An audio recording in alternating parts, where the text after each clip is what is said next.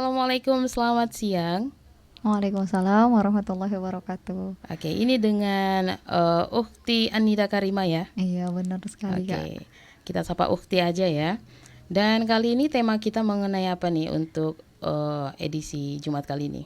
Kita insya Allah hari ini akan bahas tentang manajemen ketenagakerjaan dalam Islam ya Kak ya, karena sedang hangat isu tentang kenaikan upah minimum provinsi yang sangat minim, dan ini mulai semakin memanas lah hingga akhir tahun sepertinya, karena kan mau ditetapkan nanti di tahun 2022. Insya Allah ini yang kita bahas. Oke, tema kita kali ini manajemen ketenagakerjaan Islam, tuntaskan paradoks upah yang tak manusiawi ya. Iya insya Allah. Oke, jadi rekan Rau boleh bergabung bersama kita sekarang karena kita sedang live di Facebook ya, di @rawfm Padang Sidimpuan.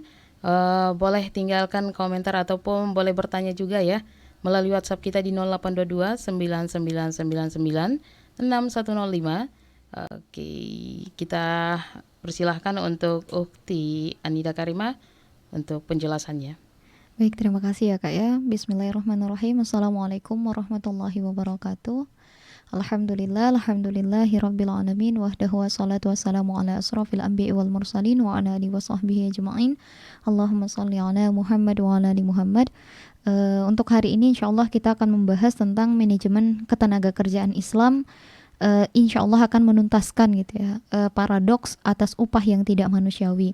Sebenarnya topik ini diangkat karena sedang ada protes ya dari para pekerja buruh karena adanya isu kenaikan upah minimum provinsi yang hanya sekitaran 1,8%, jadi tidak lebih dari 2%, sedangkan yang dituntut oleh Ikatan Buruh itu sendiri, Konferensi Serikat Pekerja Indonesia, menginginkan lebih dari itu. Nah, ini dimulai dari pernyataan dari Menteri Ketenagakerjaan atau Menaker yang menyebutkan upah minimum buruh di Indonesia itu terlalu tinggi. Padahal kalau kita lihat Jakarta sebagai provinsi dengan upah minimum provinsi tertinggi itu upah buruhnya saja sekitar 4,4 juta per bulan. Mungkin kalau kita dengarnya enak dong untuk kategori Padang Sidimpuan, tapi kita juga lihat bagaimana kebutuhan di Jakarta juga tinggi, begitu ya Kak ya. Nah, ini kalau kita lihat UMP di Jakarta 4,4 juta per bulan. Nah, tapi kalau kita lihat di wilayah lain, Jawa Tengah sendiri UMP-nya hanya sekitar 1,7 juta per bulan. Dan inilah yang disebutkan oleh Menaker tadi, kalau upah minimum provinsi di Indonesia atas buruh itu terlalu tinggi sehingga harus diturunkan katanya. Nah, kalau kita bandingkan dengan gaji anggota dewan saja, ini sangat fantastis. Kita kemarin sempat dihebohkan berdasarkan paparan seorang penyanyi kondang ya, inisial KD, yang beliau itu mengatakan anggota dewan itu ya dia saja mendapatkan gaji pokok 16 juta gitu ya. Kemudian ada tunjangan 59 juta per bulan, kemudian mendapatkan dana aspirasi sebesar 450 juta sebanyak 5 kali per tahun, lalu kemudian ada dana kunjungan dapil sebanyak 120 juta dan itu sebanyak 8 kali per tahun. Ini kan sangat fantastis sekali dibanding dengan gaji buruh tadi yang hanya ya kalau Jakarta mungkin 4,4, tapi kita juga tahu berapa biaya hidup di sana. Jelas tidak akan seimbang dengan yang ada di Padang Sidimpuan meskipun nominalnya mungkin seolah-olah lebih tinggi. Nah, maka kalau kita lihat di sini banyak akhirnya yang justru malah sontak protes gitu ya. Kalau bahasanya sontak itu apa ya Kak? Ya otomatis dia protes, kok gini gitu ya. Kaget terus tidak terima gitu. Nah, maka rakyat sontak protes dengan kebijakan ini karena dari Menakernya sendiri kemungkinan gitu ya pertumbuhan UMP itu tidak lebih dari 2%, itu yang sudah dicanangkan. Jadi hanya sekitaran 1, sekian persen saja.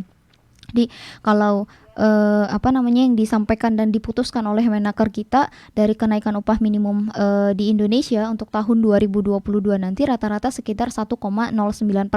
Artinya kalau UMR-nya UMP-nya 1,8 juta, berarti kenaikannya hanya 18.000 karena 1,09%. Nah, kalau kita lihat di wilayah lain, Jawa Barat kenaikan UMP-nya 1,71%, kemudian Jawa Tengah 0,78%, kemudian Riau 1,7%, Bali 0,06%. 0,98% dan DKI 0,85%. Nah, artinya tidak lebih dari 2% kenaikan dari upah minimum provinsi. Ini kebayang tadi Kak kalkulasinya, kalau gajinya 1.800.000 berarti kenaikannya cuma 18.000.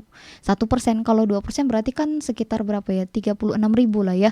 Nah, itu terasa nggak sih sebenarnya gitu. Nah, maka disikapilah oleh masyarakat sehingga banyak akhirnya terjadi protes gitu ya.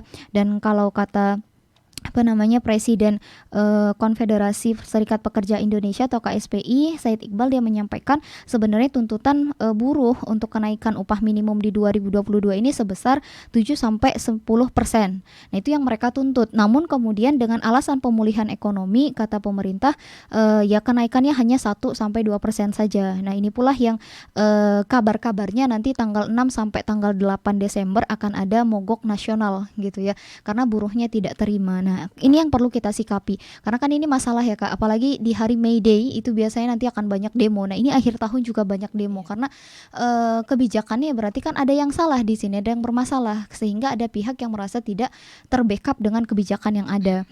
Nah, maka kalau kita lihat sebenarnya apa yang ditetapkan dari UMP tadi, upah minimum provinsi, itu jauh lebih kecil daripada inflasi yang telah diprediksi oleh BI. Jadi BI sendiri memprediksi tahun 2022 nanti inflasi di Indonesia itu sekitaran 3-4% begitu ya Kak ya.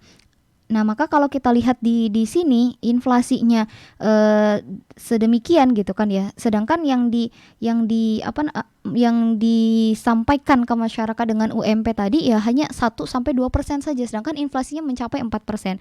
Nah, maka kalau kita lihat dari mana BI bisa menentukan ini sebagai indikator gitu ya, bahwa nanti akan terjadi inflasi, diukur dari indeks harga konsumen, yang itu menjadi dasar bagi BPS untuk menilai biaya hidup masyarakat.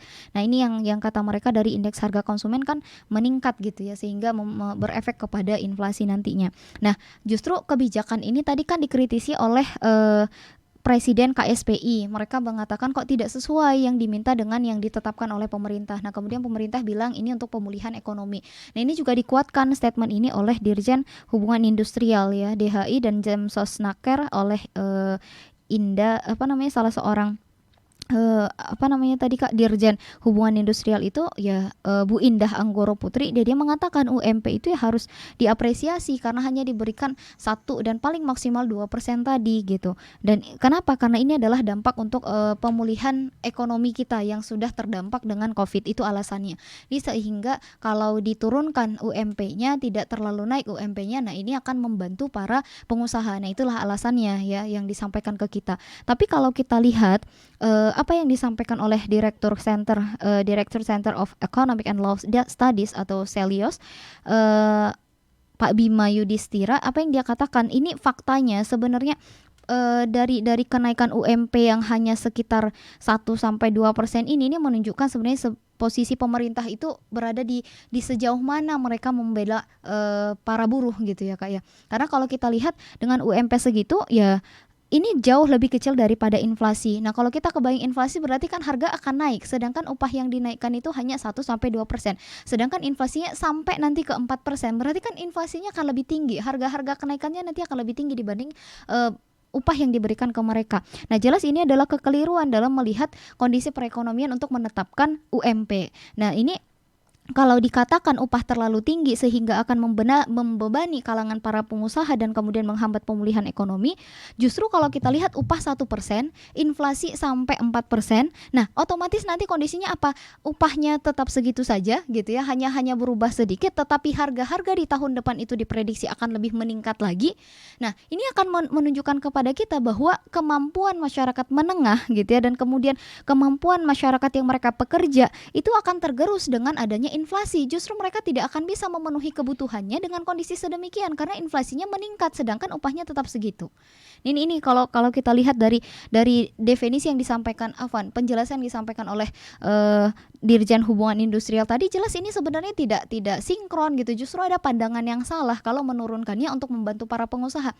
Nah, ketika kemampuan masyarakat gitu ya, yang mereka juga notabene adalah para pekerja, buruh gitu ya, mereka tidak mampu memenuhi kebutuhannya, bukankah ini justru justru pada akhirnya akan menghambat pemulihan daya beli dan konsumsi masyarakat gitu ya, konsumsi rumah tangga, dan justru akan terhambat yang tadi alasannya adalah untuk memperbaiki kondisi perekonomian, justru malah akan terhambat lagi, bukan malah pemulihan tapi akan lebih terhambat. Kenapa? Karena masyarakatlah sebagai rumah tangga yang akan membeli produk-produk tersebut yang ada di pasaran. Nah, ini jelas berarti tidak menjadi alasan yang benar untuk menetapkan UMP itu hanya 1% gitu ya, karena tidak sesuai dengan yang dimiliki oleh masyarakat. Nah, kemudian di sisi lain tahun depan kan kabarnya PPN itu pajak pertambahan nilai juga akan naik dari 10% menjadi 11%. Sudahlah tadi inflasinya meningkat, kemudian PPN-nya juga meningkat, pajaknya meningkat. Nah, kemudian apalagi tarif dasar listrik, kemudian kebutuhan pokok yang lainnya, bahkan yang 2 pekan yang lalu kita bahas minyak goreng pun tidak turun hingga hari ini. Nah, otomatis itu kan akan menambah persoalan. Sedangkan tadi UMP untuk masyarakat menengah ke bawah tadi tidak justru malah ditingkatkan. Namun kemudian kita lihat kondisi yang akan kita hadapi di tahun 2022 sudah dengan gambaran harga-harga akan semakin meningkat dan yang lainnya. Nah, ini persoalan yang sebenarnya tidak menjadi sesuatu hal yang tersolusikan dengan penetapan 1% tadi. Nah, kemudian kalau kita lihat lagi dengan yang ada di Undang-Undang Omnibus Law ya, salah satu kan yang ada dibahas di dalam Undang-Undang Omnibus Law itu adalah tentang pengupahan. Nah, kalau kita lihat indeks median upah yang ideal pada Undang-Undang Omnibus Law itu memang 0,4 sampai 0,6%. Sedangkan di Indonesia indeks median upahnya lebih dari 1% yang tadi yang dinaikkan. Nah, otomatis seolah-olah ini memang akan lebih baik gitu ya. Namun kalau kita lihatnya ini kebijakan gitu ya dari undang-undang yang ada tadi ya seolah-olah memang yang terbaik, sehingga banyak pihak yang mengatakan harus didukung gitu. Namun sebenarnya tidak sesuai gitu ya. Apalagi tadi yang disampaikan oleh Direktur KSPI. Jelas ini justru malah menzolimi gitu ya, karena masyarakat kebutuhannya seperti apa, kemudian gajinya yang dinaikkan hanya 1-2% dengan alasan menyelamatkan para pengusaha, tapi justru malah nantinya akan membuat masyarakat kelas menengah ke bawah akan semakin tergerus dengan adanya inflasi dan kebijakan-kebijakan lain. Maka kalau kita lihat sebenarnya penetapan upah ini seperti apa konsepnya gitu ya. Nah, penetapan upah ya ini semua akar masalahnya adalah karena penetapan upah yang tidak berdasarkan pada manfaat jasa atau tenaga yang diberikan oleh para pekerja ke yang pemilik kerja. Nah, inilah sebenarnya problem mendasar dalam konsep pengupahan kapitalis. Jadi kalau dalam kapitalisme itu upah itu ditentukan dari kebutuhan hidup minimum atau yang diistilahkan dengan kebutuhan hidup layak. Nah, ini yang menjadi landasan utamanya. Nah, sehingga standar pekerja atau buruh kalau kita lihat ya berapa upahnya dibuat dengan KHL tadi. KHL itu kebutuhan hidup layak gitu ya Kak ya. Nah, ini kemudian dijadikan sebagai UM ya, upah minimum. Nah, ternyata upah minimum ini hanya distandarkan pada standar pekerja atau buruh lajang yang bisa dia hidup dengan biaya tadi selama 1 bulan secara layak. Jadi kondisinya yang dia dapatkan itu sebenarnya hanya untuk kehidupan layaknya dia sendiri. Nah, terbayang nggak kita kalau misalnya dia punya keluarga, yang jadi buruh tadi adalah kepala keluarga, dia lantas kan harus memenuhi kebutuhan keluarganya gitu. Sedangkan penetapan UMP itu didasarkan pada satu orang nih buruh yang lajang ini kebutuhannya berapa dalam setahun gitu. Nah, ini yang jadi penetapan. Kenapa ditetapkan sedemikian? Ya kapitalis memandangnya seperti itu. Bukan pada manfaat yang dia berikan ke perusahaan, tapi satu orang bisa hidup dalam sebulan itu berapa yang dia butuhkan. Nah, segitulah biaya UMP-nya yang harus dikeluarkan oleh perusahaan. Nah, berarti kalau kita lihat apa? Ini hanya sekedar standar yang sangat minimalis sekali yang bisa jadi terpenuhi, bisa jadi tidak gitu. Ini yang sebenarnya menjadi alasan utama. Nah, maka kalau kita lihat gitu ya Kak ya, dengan penetapan UMP ini sejatinya kapitalis sebenarnya telah gagal dalam mensejahterakan buruh dan para pekerja. Jadi kalau kita lihat ya dia mungkin bisa tercukupi dengan 1.800.000 karena dia sendiri. Iya kan Kak, dengan upah minimum provinsi tadi. Tapi ketika dia sudah berumah tangga, ketika dia ada kebutuhan-kebutuhan lain, ketika PPN-nya meningkat, kemudian ketika nanti dikabarkan 2021 juga harga-harga meningkat, inflasi meningkat. Nah, ini apakah masih terpenuhi? Sedangkan belum tentu, buruh itu semuanya lajang gitu. Sedangkan standar upahnya khusus untuk yang lajang. Nah, ini mungkin yang menjadi akar persoalannya gitu Kak. Oke. Terima kasih untuk Ukhti Anida Karimah. Mungkin nanti kita bisa lanjut lagi ya di sesi kedua yang lebih jelasnya lagi dan terperinci. Dan mungkin masih banyak yang harus dijelaskan oleh Ukhti ya. Baik, untuk rekan Raw semuanya jangan kemana-mana, tetap di 105 Raw FM, Your Lifestyle. 105 Raw FM, Your Lifestyle masih dari kawasan Jalan Jenderal Sudirman nomor 219 Kota Padang Sidimpuan. Oke, rekan Rau, kita sudah masuk di sesi kedua untuk edisi kali ini ya, di obsesi obrolan seputar Sakopa Islami, dan tema kita mengenai manajemen ketenaga kerjaan Islam, tuntaskan paradoks upah yang tidak manusiawi. Mungkin untuk Ukhti Anida Karima bisa lebih menjelaskan ataupun melengkapi ya penjelasan yang tadi yang terpotong ya. Oke, dipersilakan untuk Ukhti. Iya, terima kasih ya Kak. Jadi tadi kita singgung kalau di dalam kapitalisme itu sendiri ternyata upah minimum provinsi itu dilihat atau mereka ukur ya, para pengusaha itu mengukurnya dari seberapa apa namanya ya, kira-kira nih kalau satu orang hidup sendiri berapalah kebutuhannya dalam sebulan sehingga dia bisa hidup layak. Nah, jadi kalau dikira-kirakan memang orang Padang Sidimpuan 1.800.000 setiap orang ya bisa hidup layak lah dengan sederhana gitu ya Kak ya. Bukan berarti bisa beli ini itu segala macam ya, sederhana, terbatas juga gitu. Nah, maka inilah yang dianggap oleh para kapitalis gitu ya, pengusaha-pengusaha yang landasannya adalah manfaat semata, ya seolah-olah ya ini yang tepat gitu. Maka kalau kita lihat lagi ternyata lebih dalam secara teori ekonominya, biaya tenaga kerja itu kan dianggap sebagai variable cost, jadi bukan fixed cost. Jadi dia sebagai biaya yang bisa berubah atau diubah. Nah, artinya apa?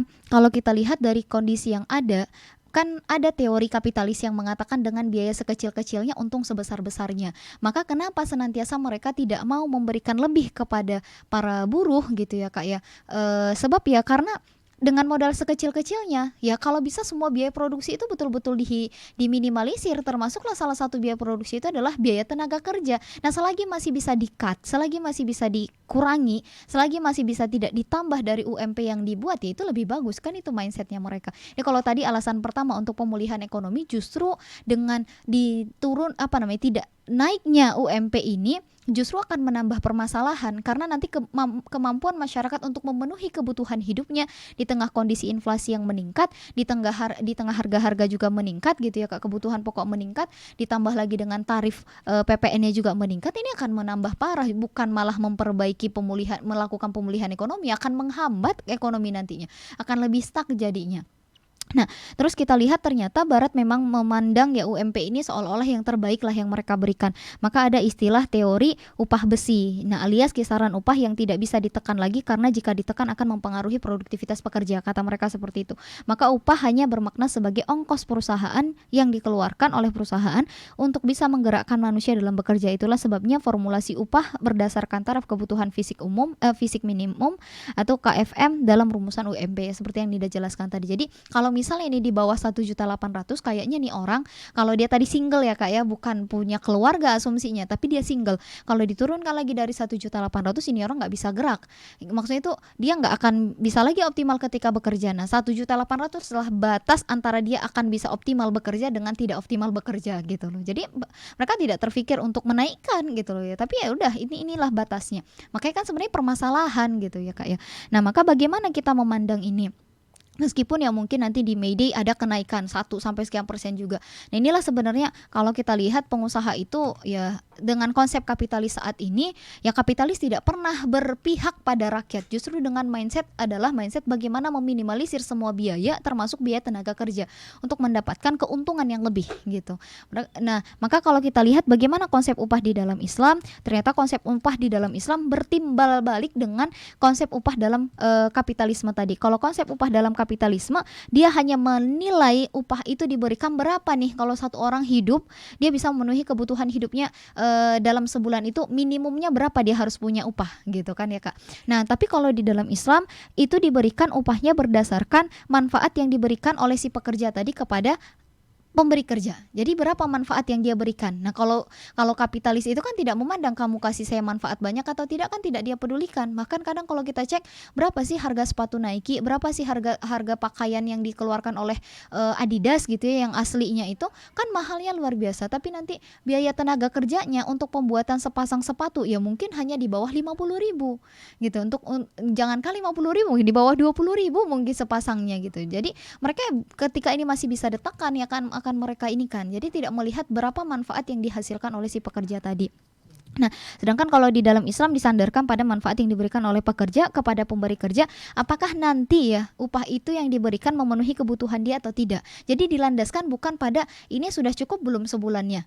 Bukan seperti itu, tapi dilihat ini seberapa banyak manfaat yang dia berikan kepada si pemberi kerja. Nah, sehingga upah pekerja antar sektor, antar profesi itu bisa berbeda-beda. Jadi kalau misalnya tukang batu gitu ya Kak ya, dengan para pekerja yang lain yang juga sama-sama di hal yang sama gitu, maksudnya di bagian pembangunan gitu kan. Nah itu bisa jadi berapa manfaat yang dia berikan, maka di situ nanti disandarkan untuk upahnya. Sehingga memang profesinya akan berbeda-beda sehingga upahnya juga berbeda-beda.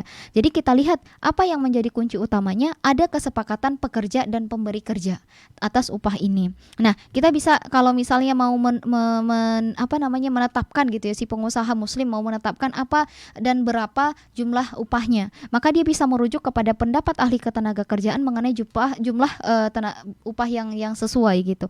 Dan tidak boleh didasarkan pada harga-harga barang dan jasa yang sedang ada. Karena begini, kalau misalnya disandarkan pada harga, oh sekarang harga-harga naik, otomatis ketika harga naik maka upahnya akan naik. Sedangkan belum tentu ketika diberikan upahnya lebih besar, tapi manfaat yang dia berikan kepada si pemberi kerja itu lebih besar juga. Jangan-jangan nanti manfaat yang dia berikan tuh kecilnya, tapi karena disandarkan kepada harga-harga yang ada di pasaran, kalau harga sekarang sih kebutuhan pokok sekian, jadi dinaikkanlah harganya gitu. Nah, kalau inflasinya sekian lah yang kita butuhkan untuk memenuhi kebutuhan pokok, itu nggak bisa dijadikan sandaran, karena bisa jadi manfaat yang diberikan oleh si pekerja kepada si pemberi kerja itu minim, sehingga yang dirugikan siapa? Pengusahanya. Nah kalau misalnya harga-harganya lagi turun, kemudian manfaat yang diberikan oleh si pekerja kepada si pemberi kerja itu besar, otomatis kan dia yang rugi gitu loh Kak. Jadi nggak bisa kita sandarkan ya upah ini ya sesuai dengan harga-harga yang ada di pasaran, nggak bisa. Kalau tadi kata si si kapitalis, pokoknya berapalah mereka bisa hidup dalam sebulan, dan itu tidak akan berubah setiap tahunnya kan. Mungkin pun kalau berubah harus dituntut dulu, harus ada dulu demonya, harus ada ininya. Nah itu nggak sahih. Nah kemudian yang ini juga kita bilang, kita detailin ya, tidak bisa disandarkan kepada harga-harga yang ada di pasar, karena harga itu naik turun sesuai dengan berapa permintaan dan penawaran. Nah kondisinya penawaran dan permintaan ini kalau dia naik turun, otomatis harga juga bisa berubah. Nah ketika harga berubah, otomatis upah juga akan berubah-ubah lah jadinya. Nah ini juga tidak bisa ditetapkan sebagai patokan dalam penentuan upah kepada seseorang. Nah tadi kalau di dalam Islam konsepnya adalah disesuaikan sesuai dengan manfaat yang diberikan kepada pemberi kerja.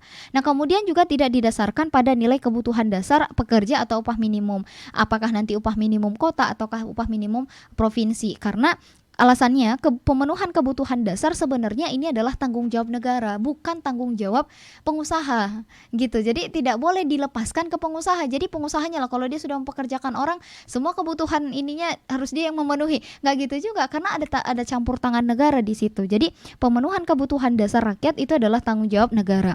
Nah kemudian kita lihat lagi, karena kalau dilihat ya Kak, dengan tadi itu sesuai dengan pemenuhan kebutuhan dasar, kayak UMP tadi lah. Kalau misalnya dia pekerjaannya dikit, kemudian diberikan UMP yang ini rata-ratanya 18 gitu, tapi pekerjaannya sebenarnya manfaatnya sedikitnya gitu kan. Nah kemudian dikasih dengan yang sedemikian, nah otomatis kan yang dirugikan pengusahanya. Lalu kemudian kalau misalnya kerjanya itu udah banting tulang dari pagi sampai sore gitu kan ya, tapi itu kan berarti manfaat yang diberikan kan banyak, tapi UMP yang ada adalah 1,8. Nah otomatis kan tidak akan memenuhi kebutuhan dia. Berarti siapa yang dizolimi? Pekerjanya. Kalau yang tadi pengusahanya, kalau yang ini pekerjanya. Jadi nggak bisa kita kembalikan ke situ. Tidak bisa disandarkan kepada harga-harga yang ada di pasar, kemudian juga tidak bisa disandarkan kepada manfaat yang semata-mata bukan manfaat ya, upah minimumnya tadi itu.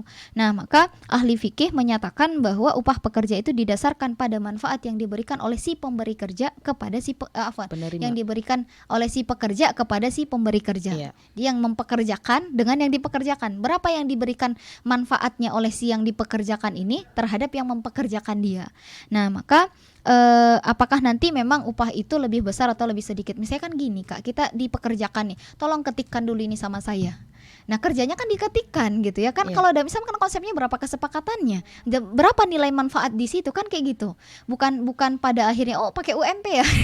Kan nggak gitu. Nah, itu kalau misalnya kan kita lihat di situ kan berarti manfaat yang Nida dapatkan dari yang dilakukan tadi kan sebenarnya sedikit, tapi Nida harus bayar banyak. Siapa yang rugi? Nida sebagai orang yang mempekerjakan. Tapi Iya. ketika yang dia kerja dari pagi sampai sore di pabrik-pabrik, para buruh itu dia kerja dari pagi sampai sore, manfaat yang dia berikan besar, tapi yang digaji berapa? 1,8. Berarti yang dirugikan siapa? Pekerjanya. Ya. Gitulah asumsinya gitu ya. Sehingga nggak bisa disandarkan kepada upah minimum atau harga-harga, tapi dikembalikan kepada berapa besar manfaat yang diberikannya kepada pemberi kerja. Nah, tidak hanya sebatas itu. Jadi bukan hanya dikembalikan kepada pengusaha dan yang bekerja tadi, tapi kita lihat juga ada aktivitas penguasa di situ. Nah, kalau dalam Islam kan namanya khilafah. Nah, Iya. khalifah itu harus menjadi orang yang paham bahwa kebutuhan dasar rakyat, sandang, pangan, papan itu bisa dipenuhi oleh masyarakatnya. Gimana cara mendapatkannya? Cara mendapatkannya bisa jadi dengan si masyarakat itu bekerja, atau dengan ahli warisnya, atau dengan walinya, atau kalau memang tidak ada yang bisa membackupnya, tidak ada yang bisa memenuhinya, nah dia nanti akan dipenuhi oleh negara. Dia ibaratnya kayak gini, ada seorang ayah, dia kan wajib bekerja ya Kak. Lalu kemudian misal kecelakaan sehingga tidak mampu untuk memenuhi kebutuhan rakyat keluarganya. Sedangkan di keluarganya mungkin perempuan semua, kan perempuan tidak diwajibkan untuk memenuhi kebutuhan dia. Nah, ahli warisnya juga tidak ada, hanya mereka saja. Maka siapa yang memenuhinya? Negara.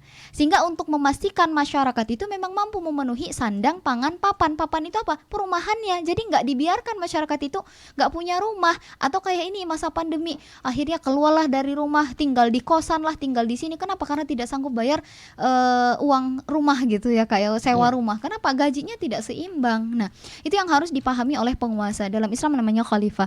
Jadi ini menjadi pemahaman yang harus dimiliki oleh seorang penguasa. Lalu kemudian yang kedua, negara wajib memenuhi kebutuhan primer masyarakat pada skala umum.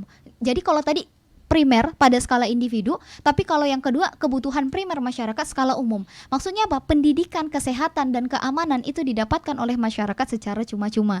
Nah, jadi kalau kita lihat didapatkan secara cuma-cuma itu ya tidak memandang nanti ya, pendidikan itu nggak boleh diperjualbelikan, kesehatan tidak boleh diperjualbelikan, kemudian keamanan juga diberikan secara merata tanpa memandang ini etnis apa, ini agama apa, ini ras mana, ini wilayah mana. Jadi bagi khalifah gitu ya, dia paham ini tanggung jawab dia di hadapan Allah sehingga akan dia berikan secara percuma.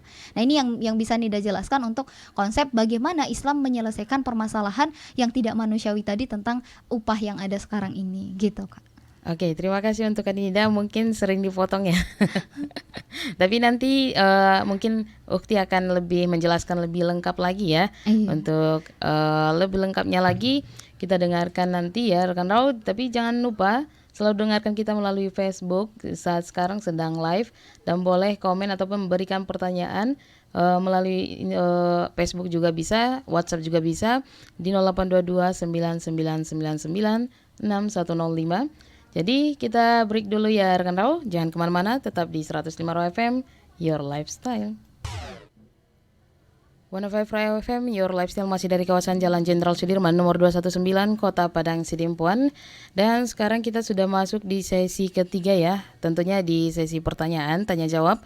Dan untuk Ukti Nida, bagaimana? Udah siap ya? Insya Allah. Pastinya udah siap dong ya. Oke, ini ada pertanyaan dari Tiara. Katanya dia mau bertanya, ketika kita berada di tempat kerja yang tidak sesuai dengan apa yang diterima, dengan apa yang kita berikan, apa yang harus kita lakukan nih? Oh gitu. Iya, Ini mungkin curhat ya Kak. ini sepertinya curhat sekalian mau minta solusi ya. Iya. Iya. Nah, kalau kita lihat dari konsep itu sebenarnya kan kita lihat tadi di dalam Islam sebenarnya yang didapatkan itu adalah sesuai dengan manfaat yang kita berikan, bukan semata-mata UMP, UMR gitu ya Kak ya, tapi dengan manfaatnya. Jadi setara dengan manfaat sehingga kedua belah pihak tidak ada yang dirugikan. Jadi jangan salah dengan statement ini. Justru tadi setelah Nida jelaskan kan pengusaha diuntungkan, pekerja juga diuntungkan, sehingga apa, kalau keduanya diuntungkan otomatis akan muncul etos kerjanya. Ini lebih bagus sih bahasanya dibanding yang sebelum-sebelumnya karena bicara ketenaga kerjaan gitu ya Kak ya. Nah, etos kerja itu apa? Orang akan maksimal, pekerja akan semangat kerja, yang punya kerja juga akan semangat. Jadi akan sama-sama memberikan hal yang terbaik untuk usaha mereka gitu.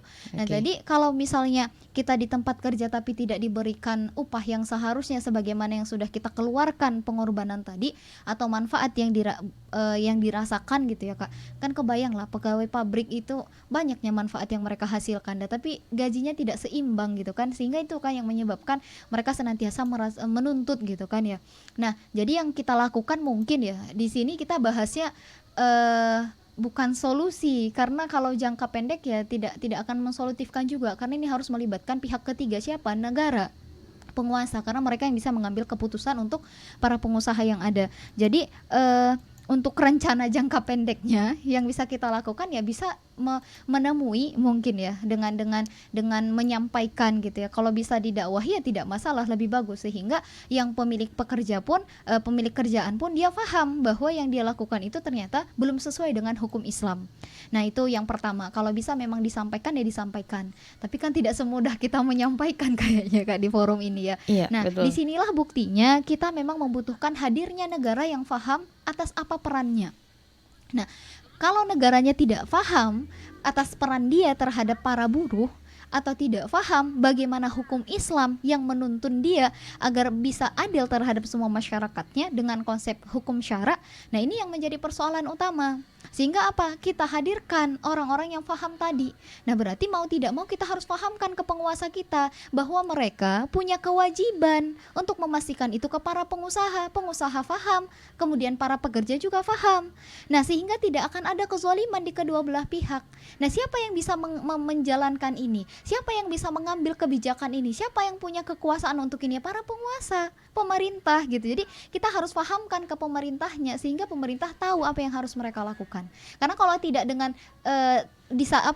dilibatkan ya pihak ketiga tadi atau penguasa tadi yang sejatinya menjadi tolak ukur gitu ya. Apalagi tadi di poin yang terakhir, kebutuhan pokok masyarakat atas sandang, pangan, papan itu bukan kewajiban pengusaha memenuhinya, tapi dipastikan oleh negara itu terpenuhi oleh masyarakat, apakah lewat dia bekerja ataukah lewat dengan ahli waris dan yang lainnya. Kalau memang dia sama sekali tidak bisa bekerja, maka ahli warisnya yang memenuhi kebutuhan itu.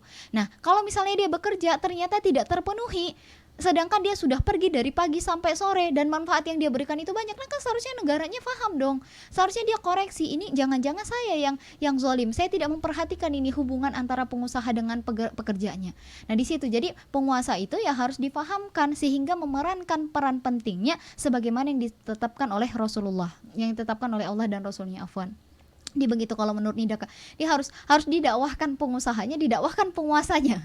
Iya. Karena kalau tidak nggak akan kelar, akan berulang-ulang terus. Nah, ini yang sering kita lihat selama ini gitu. Iya. Terima kasih untuk Ukhti Nida ya, dan mudah-mudahan untuk Tiara yang mendengarkan sudah terjawab semuanya ya. Harus sesuai apa yang kita berikan, apa yang kita terima, dan apa yang manfaat yang kita terima. Oke. Tidak semata-mata dengan UM ya. Iya, upah minimum tadi ya, Kak. upah minimum yang kita harus banding-bandingkan dengan di luar ya rekan-rekan. Baiklah, untuk kesimpulan materi kita kali ini apa nih untuk Ukhti? Iya, tapi sedikit ya Kak dari yang Kakak sampaikan tadi itu, ya kalau di luar negeri mungkin lebih mahal katanya. Tapi jangan salah, di luar negeri juga harga-harga mahal. Jadi nggak ada yang ini juga. Kalau yang namanya pekerja buruh itu ya tetap juga tidak tersejahterakan di negara manapun. Jadi bukan cuma di kita kena imbasnya, bukan kena imbasnya, kita kena juga ya karena kita berkiblatnya ke mereka. Ya kalau di luar negeri itu kan banyak juga para buruhnya sekian tahun bekerja ya gajinya segitu-segitu saja. Kemudian kesehatan, pendidikan juga dibeli. Nah, ini kan sama dengan kondisi kita di dalam negeri. Kenapa bisa sama? Karena kita berkiblatnya ke barat gitu. Nah, ini yang harus kita pahami. Sehingga kalau kita lihat ya dari apa yang sudah dijelaskan tadi, ketenaga kerjaan di dalam Islam itu kan di dalam fikih Islam disebut dengan al-ijaratul ajir atau ijarah. Nah, definisi ijarah ini menurut Syekh Taqiyuddin An-Nabhani adalah akad dari suatu manfaat dengan imbalan atau upah. Dan dengan demikian yang menjadi fokus dari ijarah atau ketenaga kerjaan ini adalah manfaatnya. Nah, adanya manfaat yang seseorang berikan kepada orang lain, itulah yang mengharuskan imbalan, adanya balasan yang berupa imbalan. Dan Islam mengatur bahwa upah sepadan dengan manfaat yang diberikan oleh pekerja. Hal ini menjadikan posisi pekerja dan majikan itu setara, dan ini sangat sekali berbeda dengan sistem kapitalisme yang menjadikan para pekerja hanya sebatas faktor produksi. Ingat ya Kak, tadi yang Nida sampaikan juga, kalau dikatakan faktor produksi berarti pekerja ini samalah posisinya dengan bahan baku, samalah posisinya dengan peralatan, samalah Iya, posisinya dengan ya yang namanya faktor produksi lah, gimana biar dihasilkan. Maka kan dengan mindset kapitalis, dengan modal sekecil-kecilnya, untung sebesar-besarnya, makanya jangan heran kenapa biaya tenaga kerja itu tidak akan dinaikkan, atau naiknya pun kecil sekali dan tidak sesuai dengan yang dibutuhkan masyarakat. Karena yang namanya biaya produksi kayak mana ditekan betul, yang paling bisa ditekan kan termasuk biaya tenaga iya. kerja. Nah, maka mereka hanya akan berada di tadi, upah minimum itu. Jadi ini yang kita lihat, sehingga karena di dalam sistem kapitalisme para pekerja itu hanya sebatas faktor produksi, ya mereka tidak setara, dan inilah yang akhirnya akan memicu ketidakadilan. Dan selain itu, Islam bukan hanya pekerja yang diuntungkan, tapi para majikan pun akan mendulang manfaat dari produktivitas para pekerjanya karena upahnya sepadan dengan usaha yang dia lakukan. Jadi apa, kalau para pekerja ini merasa ini pekerjaan yang saya berikan manfaatnya sekian dan sepadan dengan imbalannya, maka otomatis dia akan bekerja lebih bagus, produktivitasnya akan lebih tinggi. Nah, artinya apa? Nanti si yang mempekerjakan juga akan mendapatkan keuntungan gitu loh. Nah, ini adanya keadilan di dalam Islam. Nah, oleh karena itu dari sistem Islam terkait pengupahan saja akan lahir pekerja dengan etos kerja yang tinggi dan majikan yang sangat memperhatikan hak pekerjanya. Oke. Dan inilah yang memajukan ekonomi bangsa dan pada gilirannya akan menyejahterakan semua masyarakat gitu. Ya, kalau tadi dengan alasan untuk pemulihan ekonomi, jelas itu sudah sangat terbantahkan, bukan malah memulihkan tapi justru akan sangat menghambat begitu Kak. Wallahu alam. Oke, terima kasih. Sudah selesai ya untuk di Anida menjabarkan mengenai tema kita di siang hari ini ya, mengenai manajemen ketenaga kerjaan Islam, tuntaskan paradoks upah yang tidak manusiawi. Iya. Jadi mungkin di luar sana rekan-rekan kita sudah paham ya, sedikit banyaknya sudah mengerti ya. Tidak selamanya kita itu bekerja harus sesuai dengan upah minimum di daerah tersebut ataupun tinggi besarnya harga di luar sana, tapi cobalah untuk menerima dengan apa yang sudah kita dapat ya dari tempat pekerjaan itu, dan pastinya sangat beruntung untuk kita dapatkan